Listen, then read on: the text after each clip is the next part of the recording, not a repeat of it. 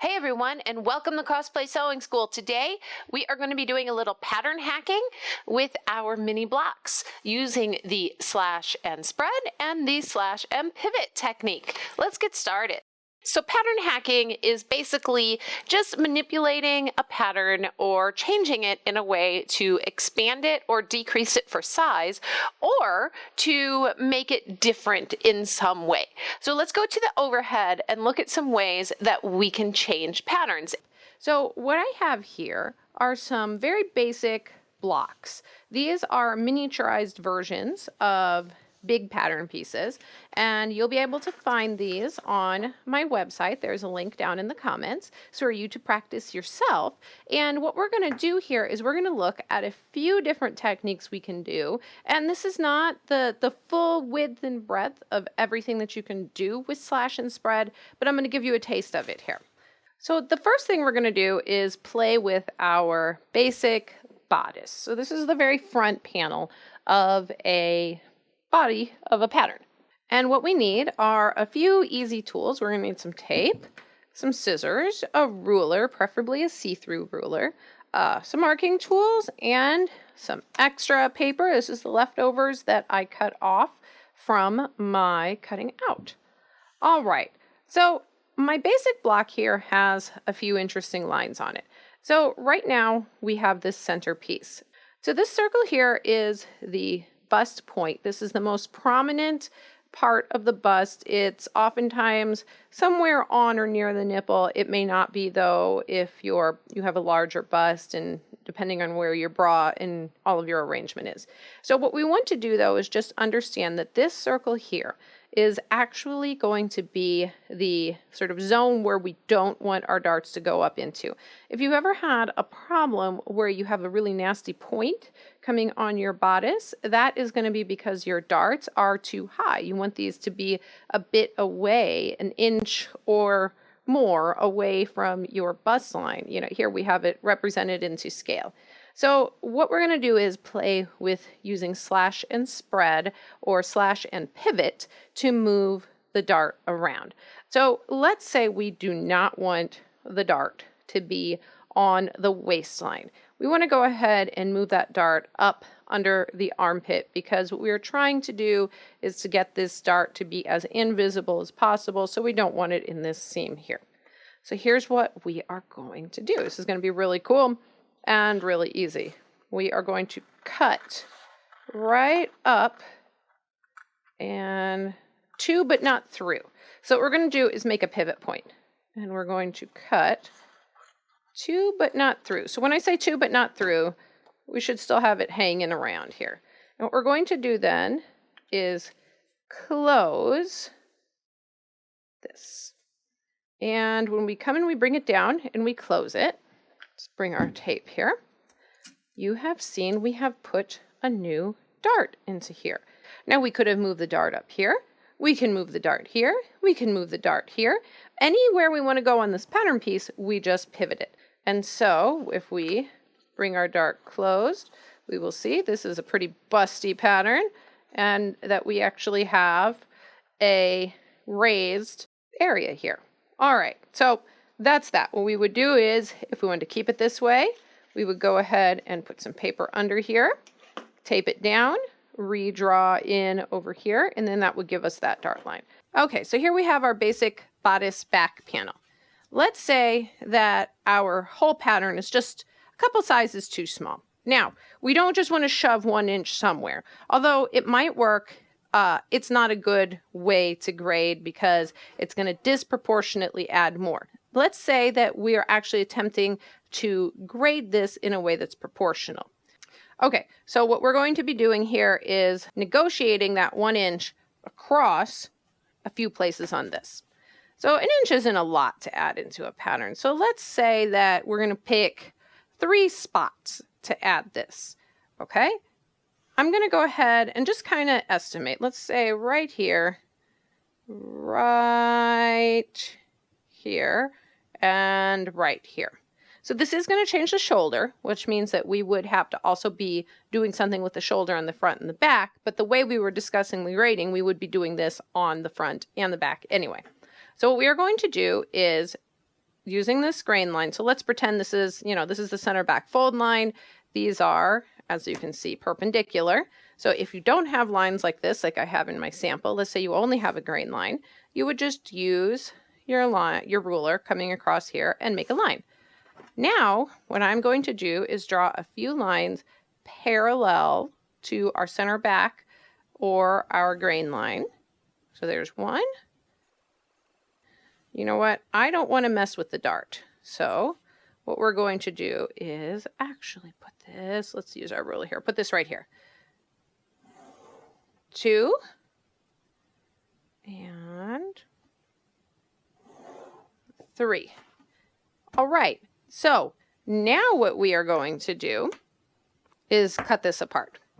And it's important that we have these sort of crosshairs here. So we're going to cut right on these lines.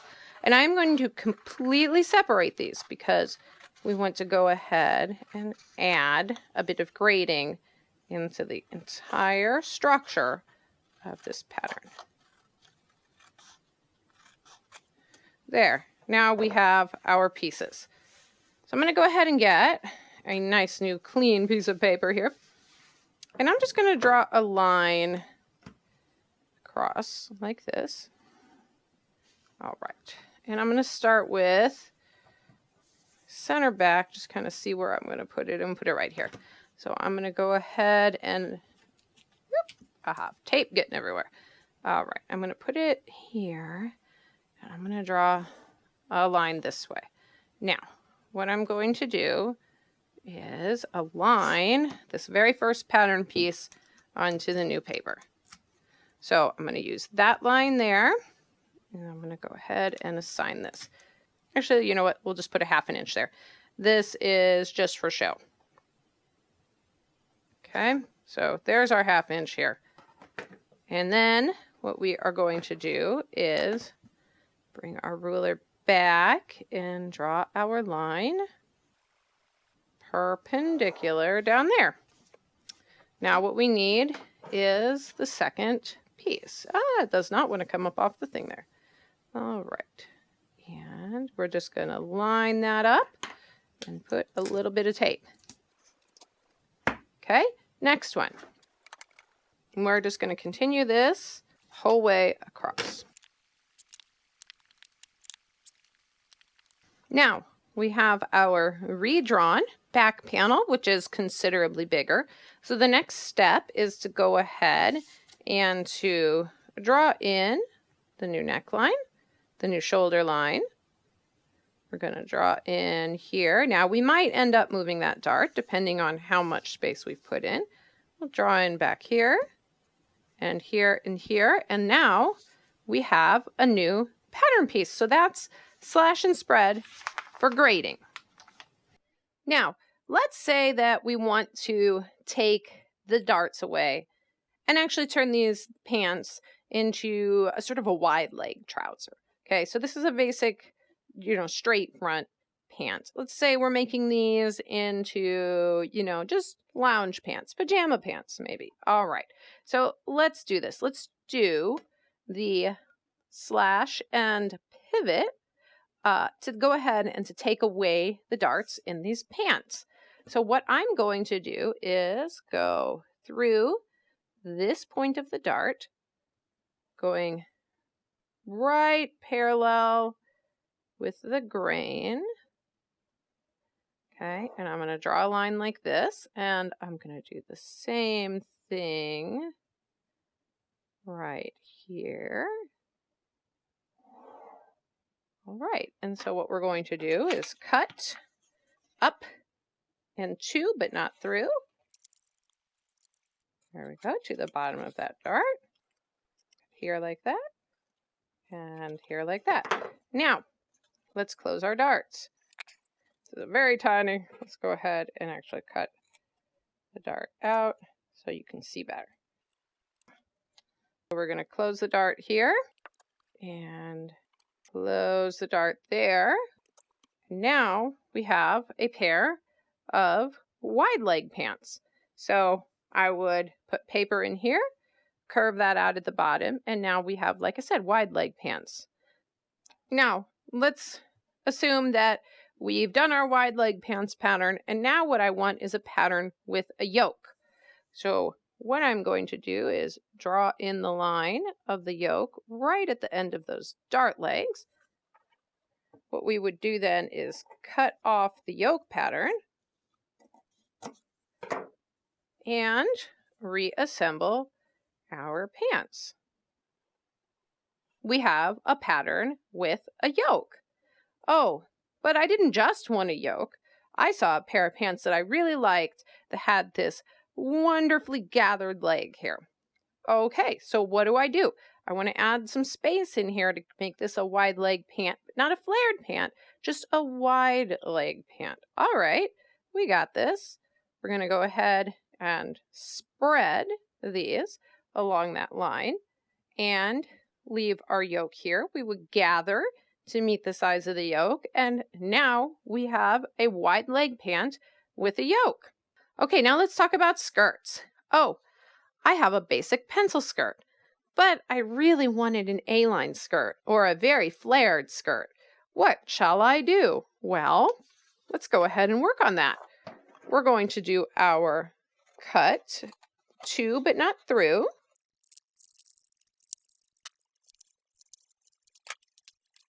Okay, now what do? We pivot and close. Now we have an A-line skirt. Now I think what I really wanted was a fuller, almost circle skirt. So what do? Well, let's go ahead and cut up through these darts because we had taped those in. They wouldn't be darts anymore, of course, because it would be an A-line. And just going to make a little pivot area on the seam allowance here. And let's spread that some more. So let's say I want it quite full, like that. Okay, so I can do that here. But that's a lot to put in the middle. So I'm going to cut a few more places here so we get this really nice and full in the most even manner. So we're not just putting it in the middle, we're putting it all over. So let's do a few more cuts. There we go. We're going to go up and through to the very top, pivot on that little seam allowance area. Now we're going to distribute our skirt like that. We have a nice, very full skirt. Now what you can notice here is that waistline did not change. So whatever bodice we have made that fits this, it won't matter because that hasn't changed. Now let's do another concept here. Let's say we wanted a pleated skirt. Well, what I would do is put these guys, making sure they were very, very accurately measured. We are just doing a little sample here. An evenly amount space. Now let's say you wanted your pleats uneven. Smaller pleat here, bigger pleat here. Smaller pleat here, bigger pleat here. You could do that. So this is all the same concept with slash and spread, but let's say we generally wanted them even. Find my tape, align these. Now I'm doing this by eye. You want to obviously be doing this by ruler. And then the only little thing we want to do is we would make sure that we eliminated the darts, pulled those out of the pleat area here. Generally, you don't put the darts in the pleat. And then what you do back again is you remove that amount off of your side and possibly a little shaping off of the back. But this is now a pleated skirt. Let's look at one more item. Let's look at a sleeve. So for sleeves, what we are going to do is talk about what if we wanted to make a very full sleeve with gathering up at the top. Well, that's not too bad. Let's put a line on either side here, equal amount. We'll cut all of these pieces apart and then spread these all out. Now, that would put us with gathering at the bottom and the top. Let's say we want gathering at the top, but not at the wrist. So we would align it like that. that would put the gathering up there. We would redraw this to include all that extra room. Then we would gather it between those spaces and bring it back in, and the wrist would not have changed. Let's say we want to keep the sleeve head the same, but we want to add gathering at the wrist. Well, there you go. We just rearranged it with gathering at the wrist. So, you can really see how you can do a whole lot of stuff with slash and pivot and slash and spread to essentially hack your patterns to be pretty much however you want. So I hope you learned a lot about pattern hacking and pattern manipulation. There is so much here to work with. You have the world as your oyster once you know how to do these 2 basic techniques. So I hope you hit that like and subscribe button, and you come back to see me next time right here at Cosplay Sewing School. And go ahead and check out my website at cosplaysewing.school.com. See you next time. Bye.